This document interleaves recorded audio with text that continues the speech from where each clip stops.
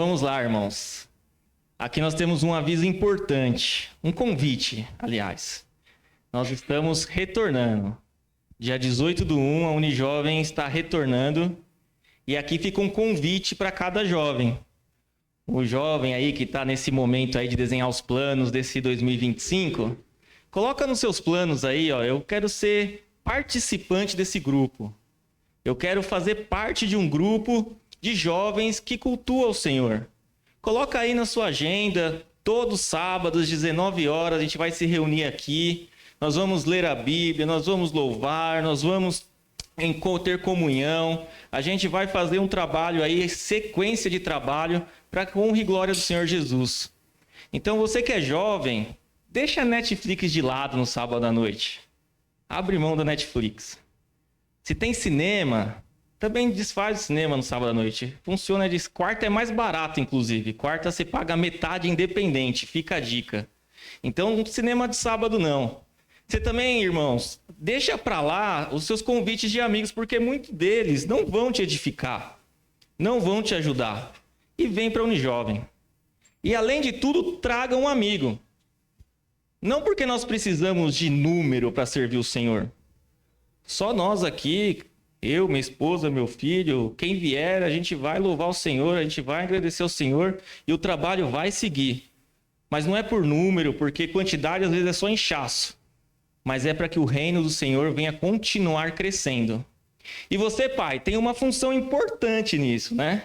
Você que é pai de jovem, você que é pai aí de um adolescente aí, já de uma idade aí que já pode participar do grupo, você tem uma função importante nisso.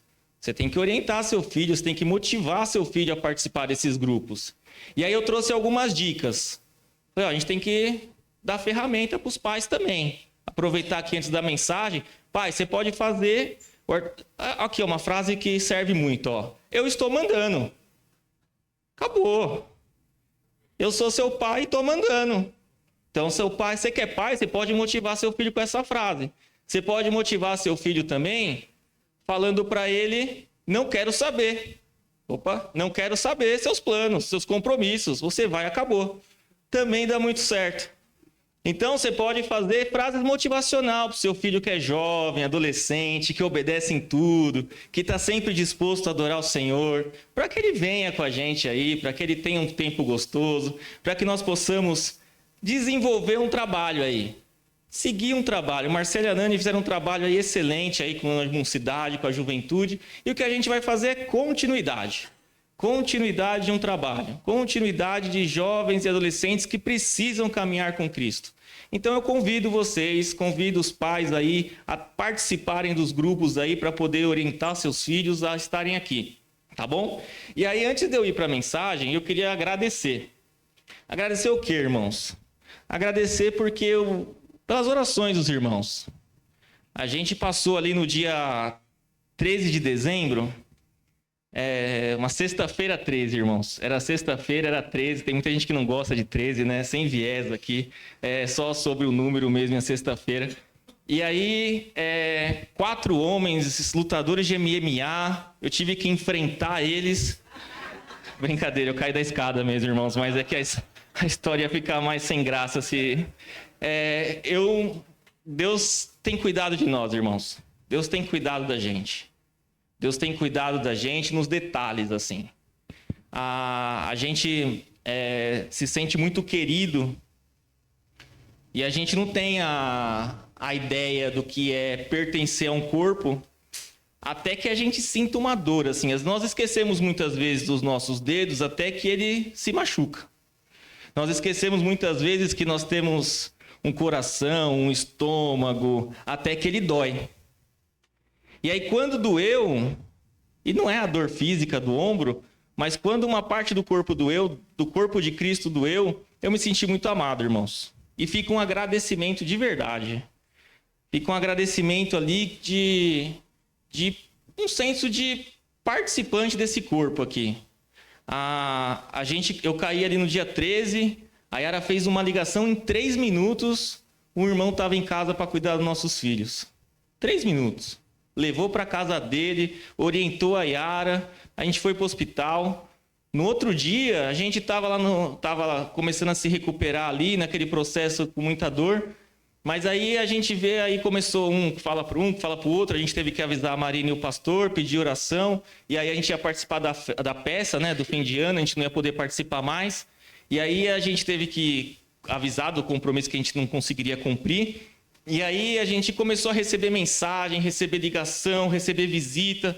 E naquele dia 14, eu falei, até que o pessoal gosta, acho que da gente, Viara, porque veio gente de manhã, veio gente à tarde, veio gente no final da noite, era ligação, era mensagem de WhatsApp. E a gente fica muito feliz, irmãos.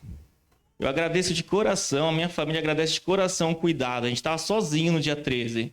E a gente se sentiu cuidado, porque os irmãos cuidaram da gente. E aí, até no sábado à noite, a gente pediu pizza do Júlio. Chegou meus familiares, né? Daí a gente pediu pizza do Júlio. E aí chegou o motoboy para entregar.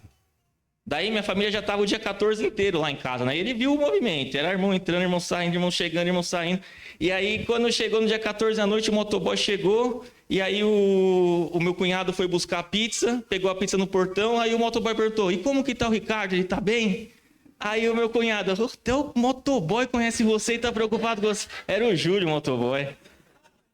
Então, a gente agradece mesmo de coração o que os irmãos fizeram pela gente em todo esse processo, tá bom, irmãos? E aí vamos para o que importa, que é a palavra de Deus, né? A gente já deu o recado da Unijovem, conto com a presença, com a participação de todos. A gente já agradeceu, mas o que transforma vidas, o que resolve problemas, o que muda vidas é a palavra de Deus. E aí o tema que eu meditei, quando a gente se machuca, a gente sobra tempo, né, pra gente, né? A gente não pode fazer muita coisa, e aí a gente começa a refletir. E aí o tema que eu escolhi hoje, mas essa história eu já conheço. E aí por que isso, irmãos? Eu estava refletindo sobre a minha vida, e eu estava percebendo que eu estou tentando virar um caminho de... A gente busca muito conhecimento, né? A gente busca aprendizado. Irmão, Deus abençoe, viu? Obrigado. A gente busca aprendizado, né? Eu estou no último semestre do seminário e Deus tem permitido a gente participar ali, se desenvolver. E a gente gosta de estudar, a gente gosta de aprender, a gente gosta, muitos nós cristãos aqui, eu vejo que nós somos uma igreja batista, tradicional, a gente vê essa quantidade de pessoas aqui na escola bíblica dominical, então a gente vê uma participação de pessoas buscando aprender a palavra do Senhor, se desenvolver, mas eu estava vendo que talvez só conhecimento, talvez só a letra... Talvez ela, no momento, estava me deixando muito voltado para o estudo, muito voltado para a instrução, e talvez pouco voltado para a sensibilidade, para a necessidade dos irmãos, para talvez uma visita. E eu estava muito focado na área acadêmica, porque eu preciso me formar, porque eu preciso fazer lá terminar o seminário, entregar TCC... E talvez pouco focado na demanda que Cristo deixou de verdade. E aí eu comecei a relembrar de histórias que eu já conheço. História simples, história de José. Abandonado pelos irmãos. Família dele com um problema ali com ele, que jogou ele foi vendido. E aí ele vai para o Egito, e aí ele vai assumir uma posição, aí acontece contenda, ele vai para a cadeia. E histórias simples, mas histórias que mexeram comigo durante a minha infância, adolescência, juventude. Histórias simples. Aí você lembra de Davi, que enfrentou o urso, história que a gente conta para as criancinhas. Mas essas histórias que vão mexendo no nosso coração, essas histórias elas vão trazendo para a gente um senso ali do que é ser o cristão de verdade. E aí a gente vai para os evangelhos, a gente vê a ação de Jesus ali, o verbo encarnado fazendo milagres, prodígios e maravilhas. E aí a gente vê tudo isso, e eu falei, eu estou preocupado ali com o grego, com o aramaico, sei lá se eu vou entregar o TCC. E o evangelho, que é o poder de Deus, talvez deixado para trás. E aí eu comecei a pensar, deixa eu refletir por essas histórias que eu já conheço. E durante esse ano, eu tendo algumas oportunidades de trazer uma ministração, eu vou voltar por personagens bíblicos que todo mundo já conhece. Que eu vou falar para abrir a Bíblia aqui, todo mundo fala, essa história de novo, essa história de novo. Porque essa história transformou vidas desde a vinda de Cristo até hoje, ela tem transformado vidas. E essas histórias simples, elas alcançam o coração de forma que nós não imaginamos. Porque não é a minha palavra, é poder de Deus. Romanos 1, 16, 17 diz assim, não me envergonho do evangelho, porque é poder de Deus para a salvação de todo aquele que crê. Primeiro dos judeus, depois do grego. Porque no evangelho é revelada a justiça de Deus, uma justiça que do princípio ao fim é pela fé. Como está escrito, o justo viverá pela fé. Então a gente tem aí algumas dificuldades, que hoje, mesmo dentro da igreja, a gente vê grupos assim, eu sou do Armínio. Não, eu sou do Calvino. Eu gosto dos 5 pontos da tulipa. Sou calvinista de 5 pontos. O outro, eu sou pré-milenista. O outro, eu sou amilenista. E aí vem o Lázaro lá no Nordeste e fala, eu sou de Jesus, né? Ele faz o eu sou de Jesus. Então, assim, a gente precisa, não tem nenhum problema com essas linhas de estudo. Inclusive, aconselho, se identifique com uma delas, vê qual que faz mais sentido na sua vida. Olha lá no site da Batista, vê o que a sua igreja acredita. Vê se está alinhado com o que você acredita.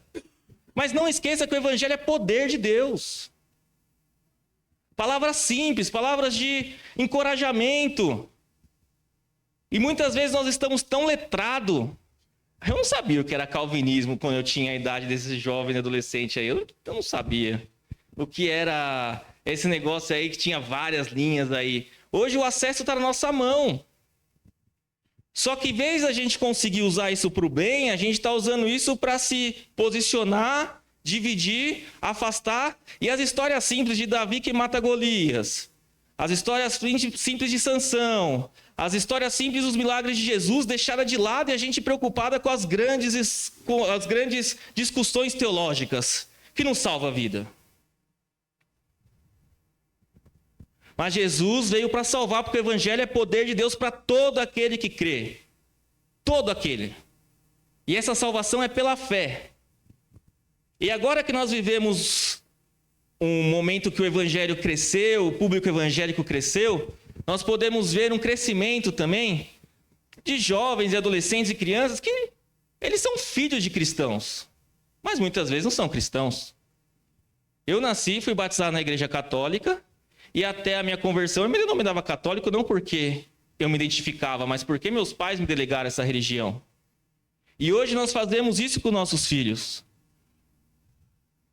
Mas nós precisamos mostrar que o evangelho é poder de Deus na vida deles. Com palavras simples, com palavras que transformam, com historinhas de Davi, com historinhas de Golias, com historinhas de Sansão, para que eles vão crescendo e entendendo isso na vida deles. Não tem experiência com Deus. Às vezes tem muito conhecimento e pouca aplicação. Sabemos ali a Bíblia do começo ao fim com muita propriedade. Mas muitas vezes a vida, quando a gente sai dessas portas aqui, ela não condiz com todo esse conhecimento que nós temos. Aplicamos pouco daquilo que nós conhecemos. E com isso o poder de Deus, que é o evangelho, deixa de ser pregado, porque nós deixamos de fazer aquilo que Deus mandou.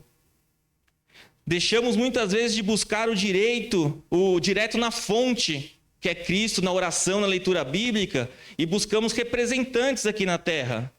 O influenciador tal, nossa, ele tem um conhecimento.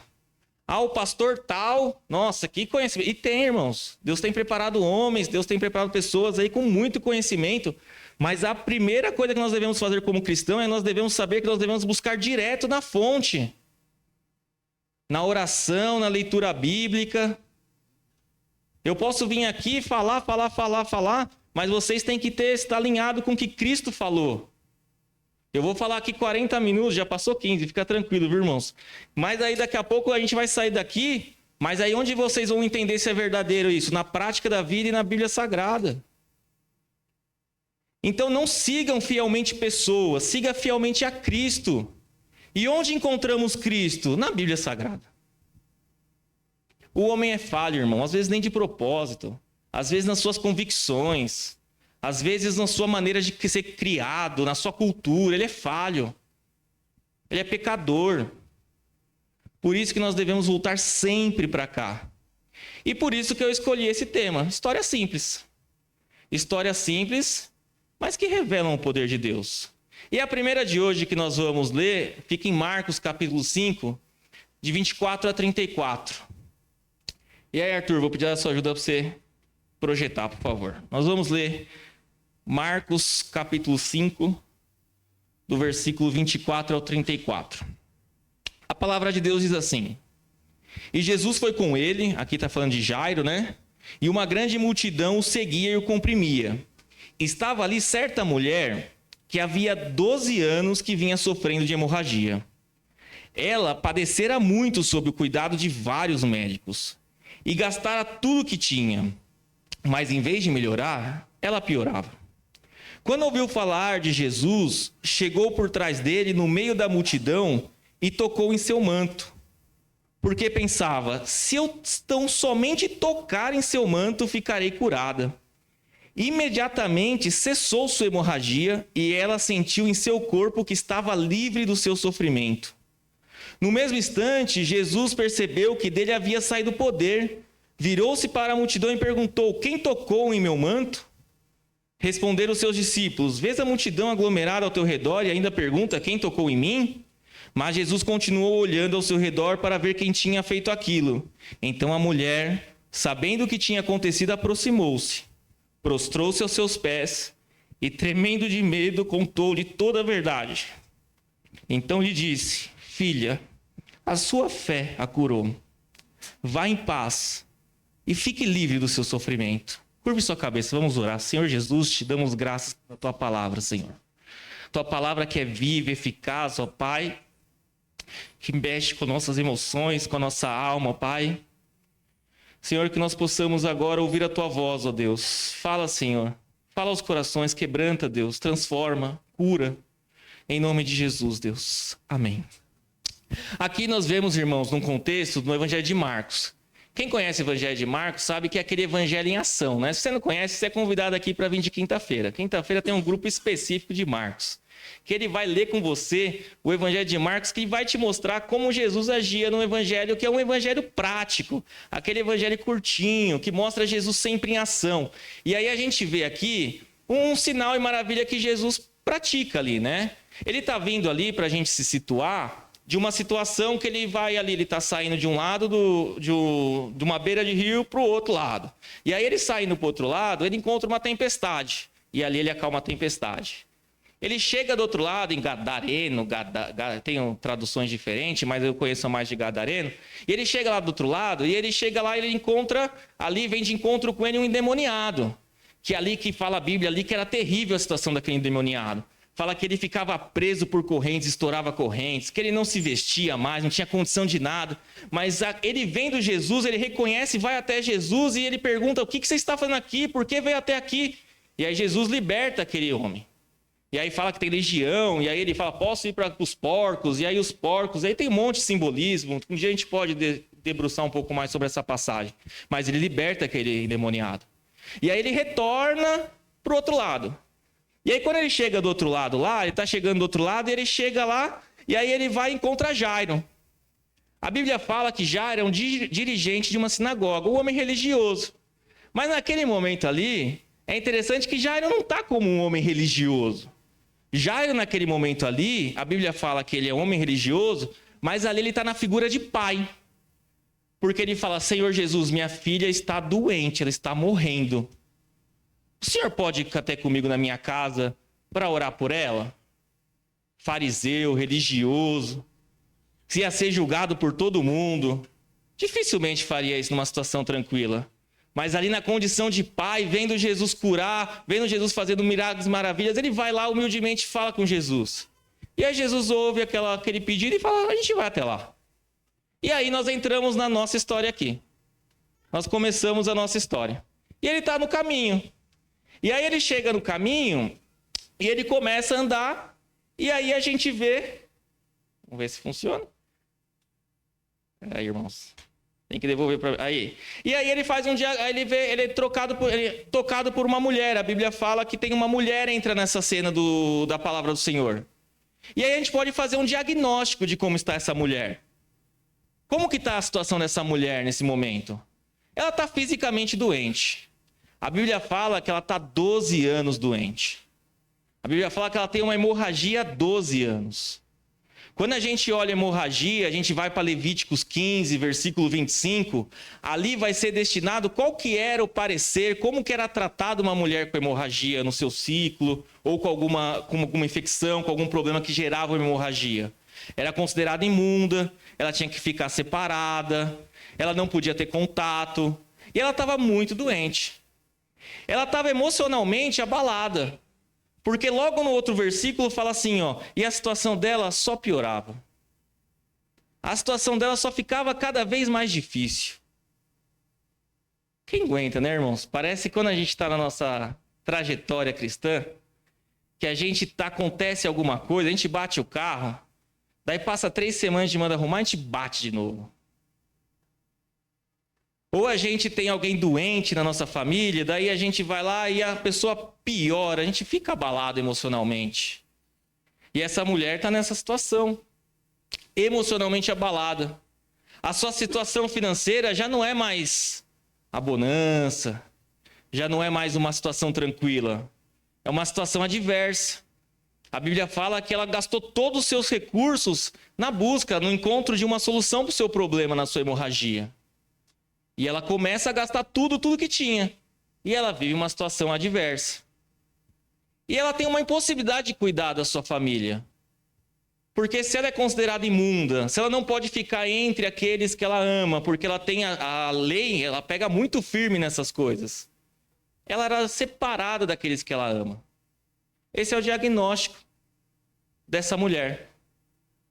Uma mulher que a gente pode...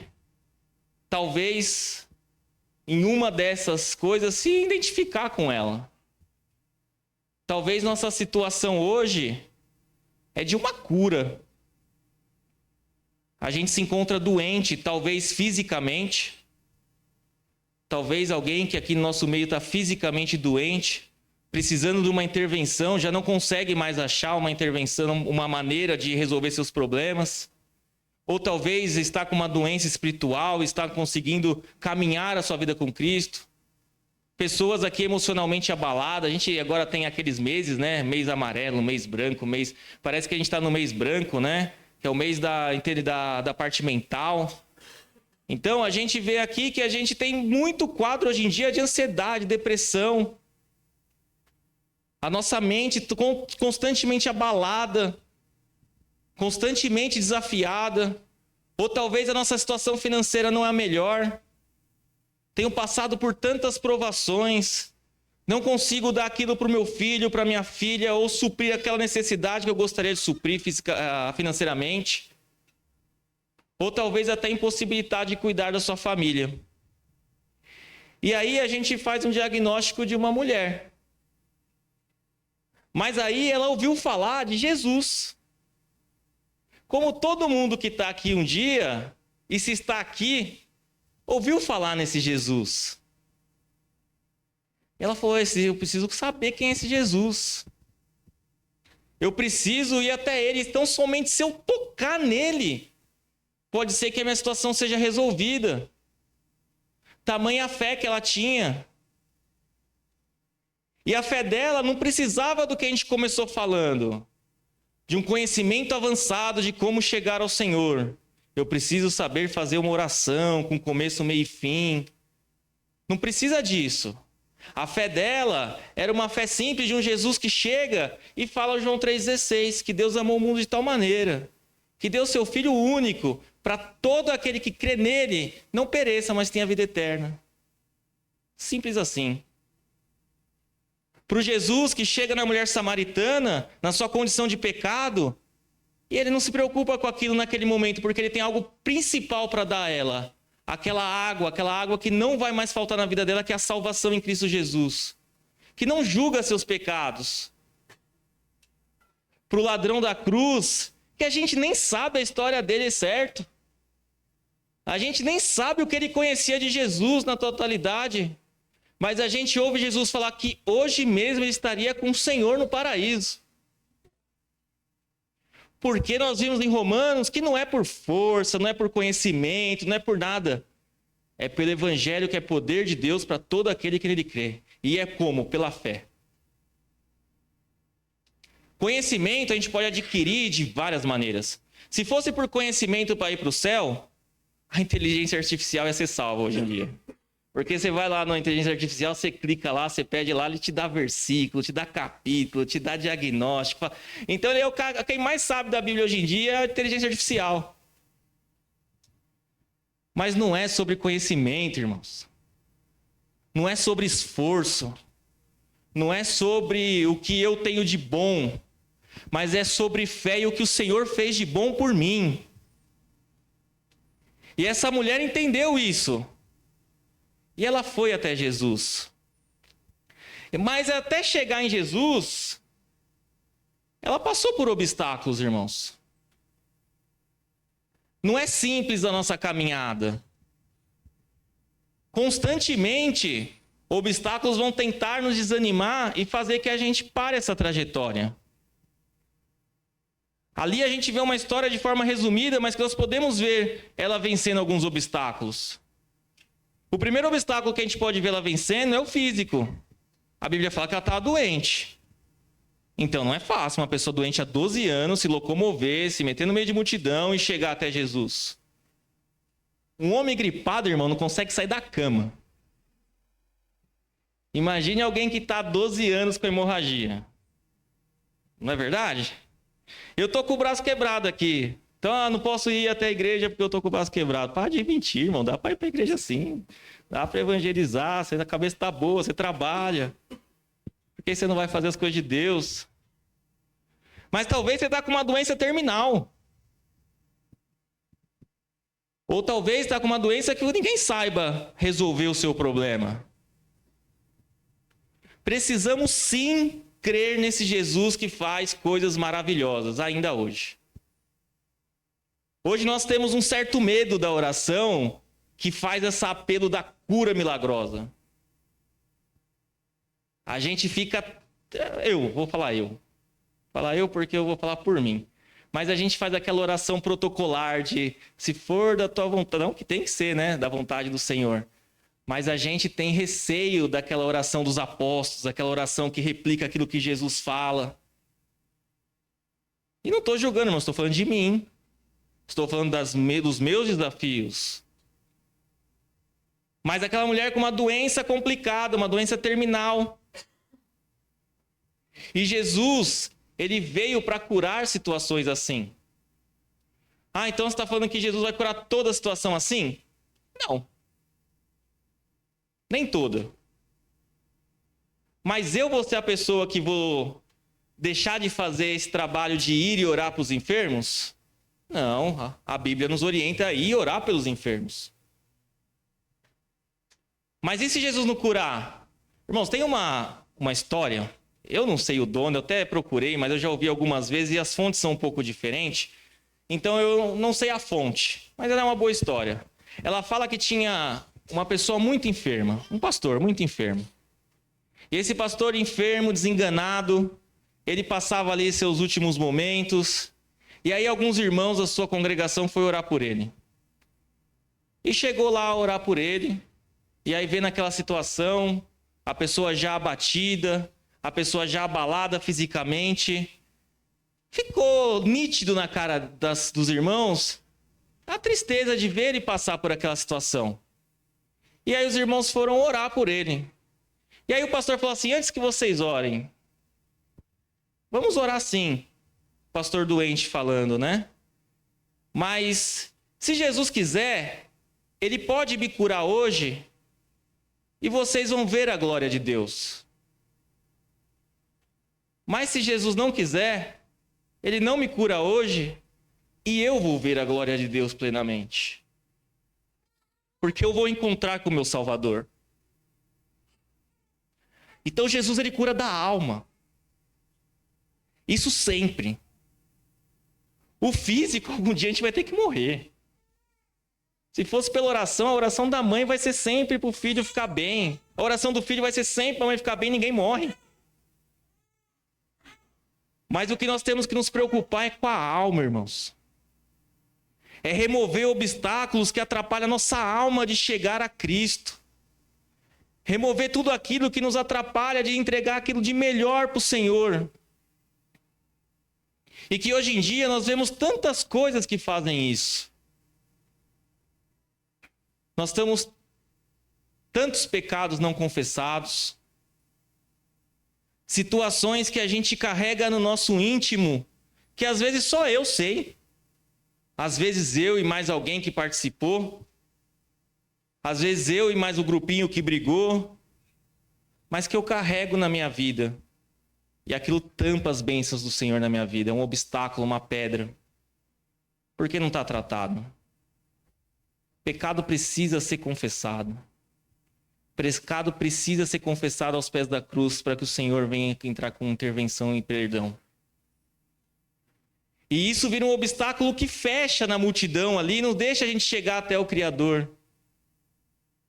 Estou fazendo uma alegoria, né, irmãos? Mas nós precisamos ficar atentos. Precisamos tratar nossos pecados. Precisamos tomar cuidados para que eles não virem iniquidade. Irmão, tudo começa com uma coisa pequena. Pequenas concessões, grandes desastres. Pequenas rachaduras. Esse tempo eu fui viajar para São Paulo e uma pedra veio no para-brisa do carro. Só uma marquinha. E aí eu andei alguns quilômetros, essa marquinha cresceu. Aí andei mais um pouco, essa marquinha ela abriu mais. E ela foi abrindo. E tudo partiu de uma pedrinha. De um pontinho no vidro. Pequenas concessões, elas vão nos afastando do Senhor. Mas é só hoje que eu vou ver isso aqui, ó. No Instagram. Amanhã eu vou ver. E aí, cai naquilo. Mas é só hoje que eu vou ficar em casa e não vou lá fazer aquele trabalho, vou fazer aquela parte de evangelização, vou fazer aquilo que, com meus amigos, eu vou ser preguiçoso. E aí amanhã, eu gostei disso. E aí você fica de novo. Quem não gosta de um sofá, a TV, um videogame, uma Netflix? Mas o que a Bíblia fala sobre preguiça, irmãos? O que a Bíblia fala sobre a nossa missão aqui na Terra? É sobre comer, beber, descansar e dormir?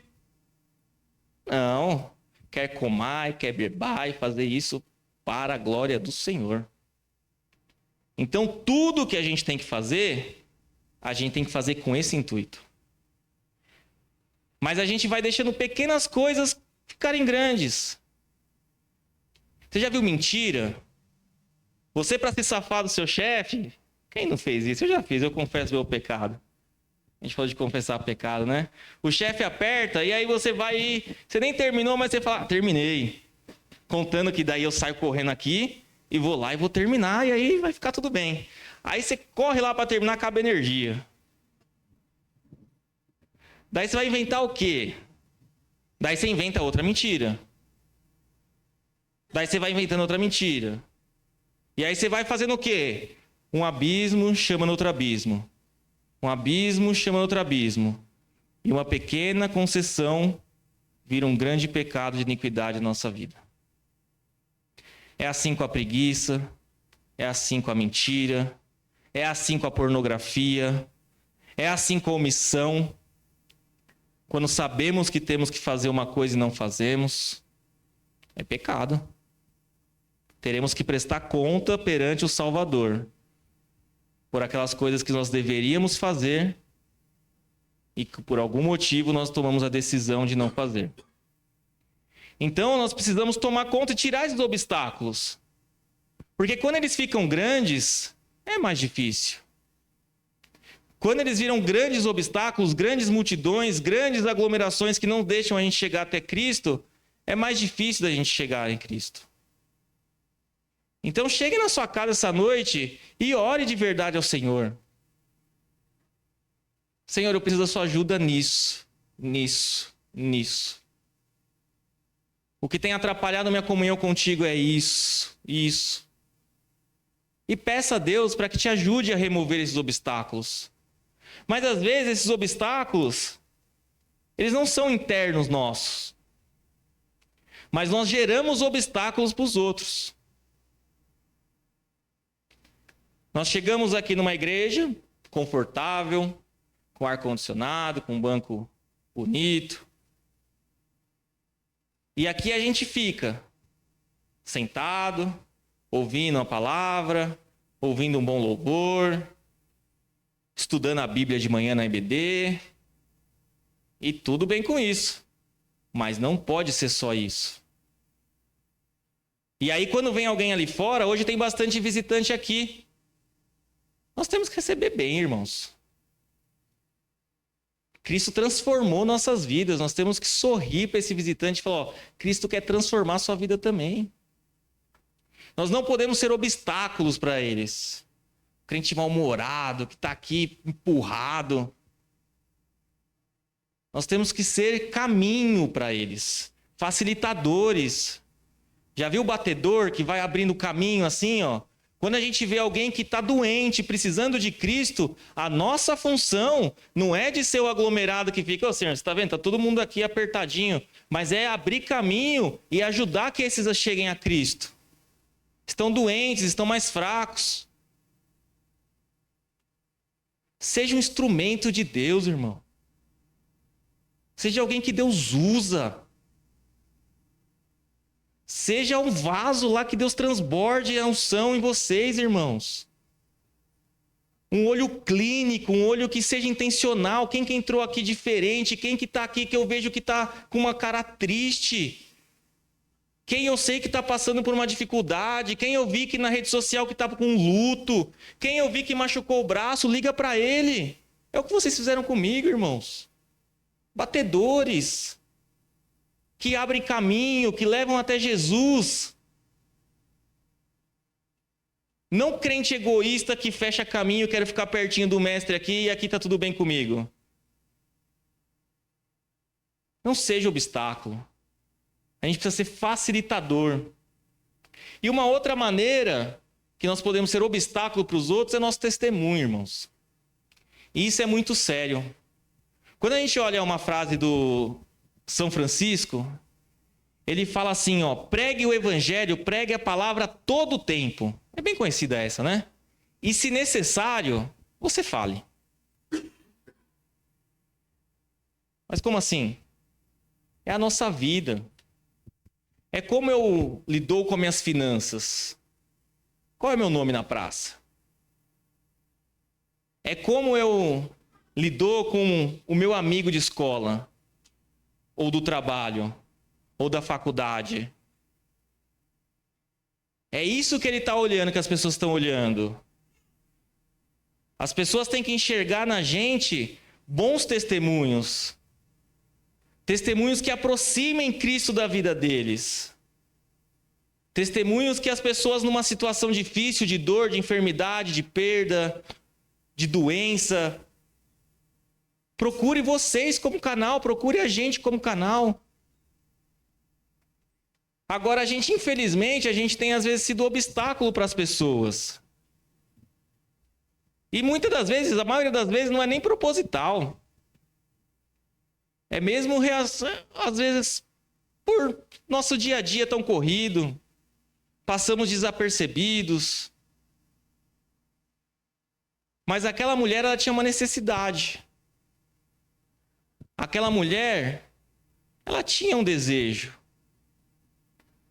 Na minha família, de cada um eu não sei, mas na minha, a gente já viveu os dois.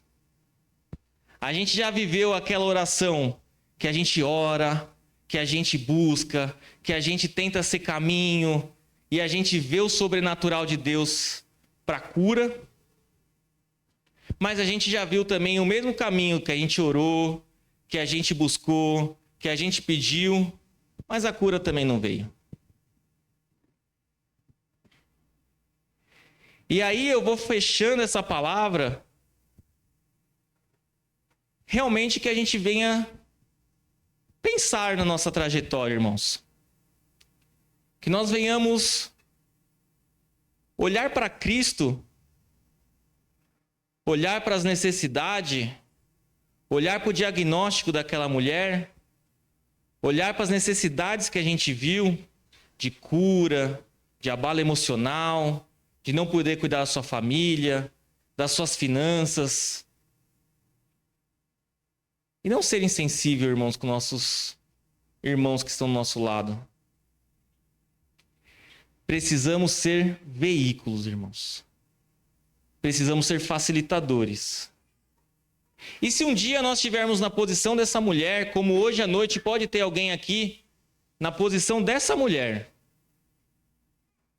precisando de uma cura, precisando de uma cura física, o Jesus que eu creio, o Jesus que essa igreja prega, o Jesus que essa igreja crê, ainda faz milagres e maravilhas sobrenaturais.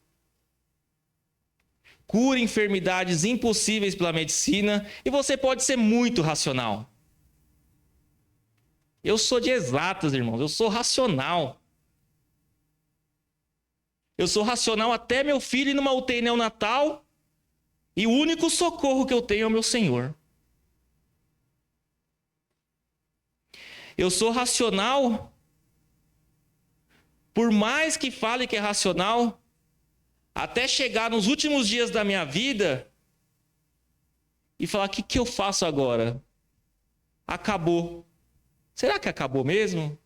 E aquela pulga atrás da orelha. Mas quando estamos com Cristo Jesus em nossas vidas, essa razão vai transformando nosso coração, nós vamos ficando emocionados. Nós vamos sentindo o calor do Espírito Santo em nossas vidas. Deus vai dando experiências para a gente, vai transformando nossas vidas. Essa mulher precisou de 12 anos, precisou perder sua finança, precisou perder sua comunhão, precisou um trabalhar de Deus forte na sua vida, mas ela foi com fé aos pés de Jesus. Nós não precisamos esperar tudo isso.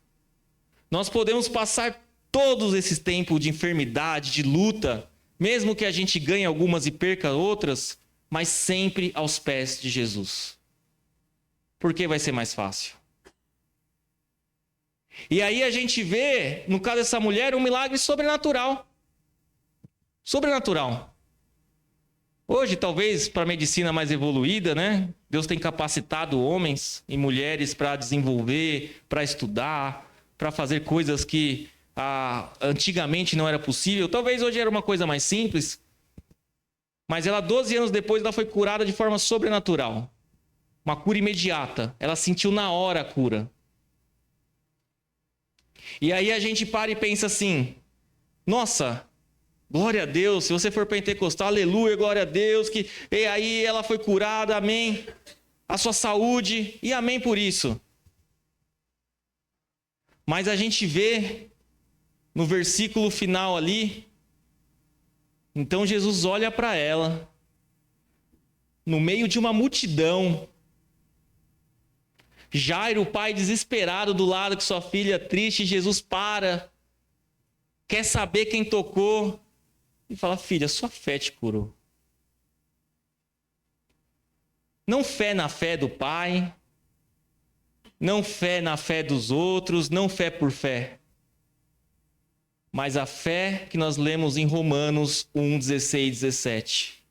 A fé transformadora, a justiça de Deus.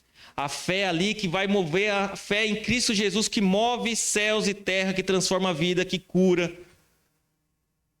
E aí Jesus olha para ela e fala assim: ó, a sua fé te curou, vá em paz e fique livre do seu sofrimento. A cura física, que bênção, irmãos.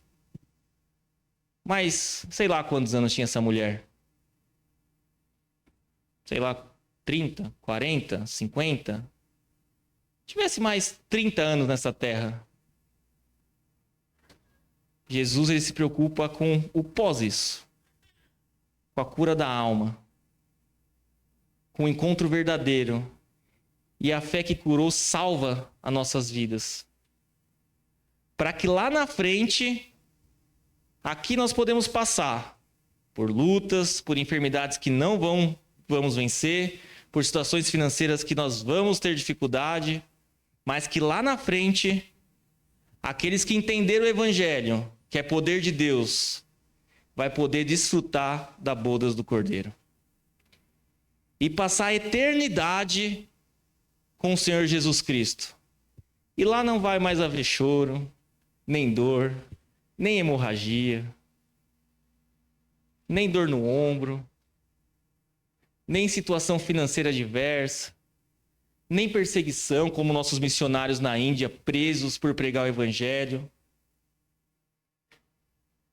nem pratos difíceis de comer, como nós vimos o missionário domingo passado aqui falando do seu testemunho de vida, de como que é, porque lá vai ser o plano perfeito que Deus criou restabelecido.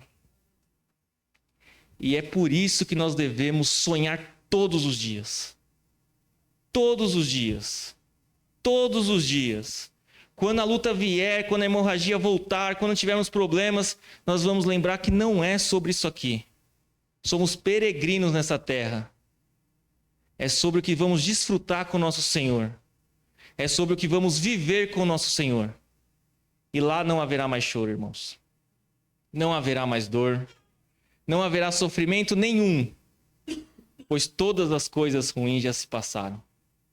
E tudo que Deus planejou perfeito e agradável para o seu povo estará implementado. Curva sua cabeça, irmão. Vamos orar.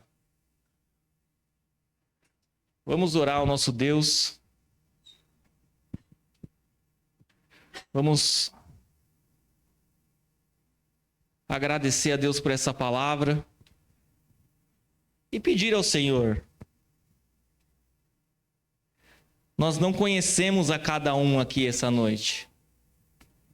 Nós não sabemos como que é a situação de cada membro essa noite aqui na igreja. E talvez o problema nosso é a cura física mesmo, como dessa mulher. Como foi do aleijado que estava no tanque aguardando ali ser colocado. Ou talvez a nossa cura que precisamos é da alma, como a mulher samaritana. Ou talvez somos tão radical, tão inteligentes, tão espertos, que precisamos ser tratados como Paulo foi a caminho ali e encontrar o Senhor Jesus, porque para mostrar que o caminho não é aquele. E Jesus, ele continua conosco. Jesus, ele continua em nosso meio. Ore a Deus nesse momento, irmãos. Para que se aproxime do Mestre. Mas eu não preciso de uma cura, irmão. Busque a Deus e um abraço do Senhor Jesus Cristo. Um abraço do Pai que te ama. O Pai que quer só nosso bem. Ah, mas a mulher estava enferma. Mas eu passo dificuldade. Mas tudo isso vai passar, irmãos. E se você tem alguma necessidade de alguma coisa sobrenatural, irmão, creia também.